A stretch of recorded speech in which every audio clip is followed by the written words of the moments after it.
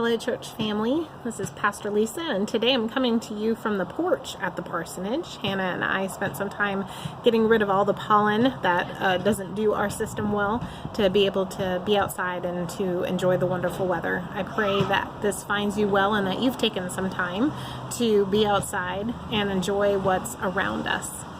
I also hope that in the midst of this Holy Week that you have been taking advantage of some of the worship opportunities that we've provided both on Maundy, Thursday and for Good Friday, and are anticipating a wonderful celebration on Easter. You know, last night I was preparing my pastor's ministry report for the leadership board meeting that will happen next Thursday.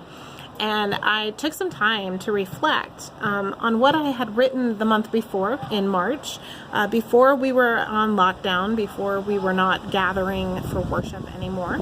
And what I noted was the anticipation we had for a wonderful journey of Lent focused on our discipleship, for the new small groups that had formed. There was anticipation for some new ministry and mission opportunities, perhaps even partnered with Providence United Methodist Church for the summer.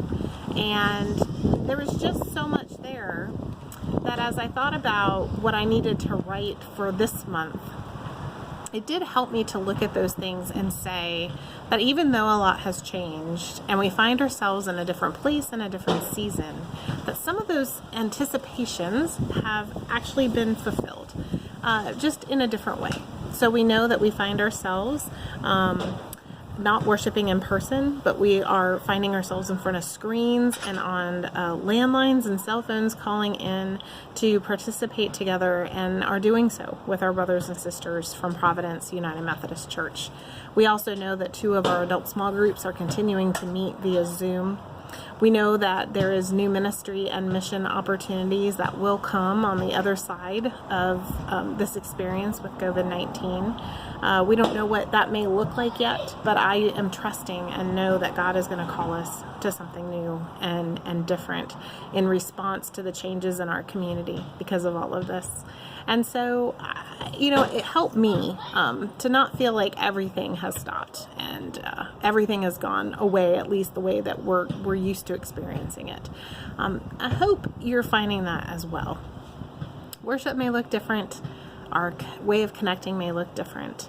But something that helps us perhaps think about this more will be what we talk about on Easter Sunday. Perhaps a part of the Easter story that we overlook at times is how the disciples locked themselves behind doors out of fear when they found that tomb empty. There was uncertainty and confusion, dislocation, and we know that to be the case for us as well. And so perhaps this year especially we can identify with them just a little bit more. It may leave us feeling like some extra heavy feelings for this season of what's usual celebration. But I do trust and know that we can celebrate nevertheless on Easter morning, because what we remember is that there was a stone that was rolled away and that Jesus returned and came behind those locked doors to see the disciples again, to remind them that God and Christ are always with us. And those words of "do not be afraid" as constant reminders, telling us that indeed Jesus continues to be with us. And so may the peace of God be with you in these coming days, and may we gather around screens and on phone lines to worship again together on Easter morning at 10 o'clock.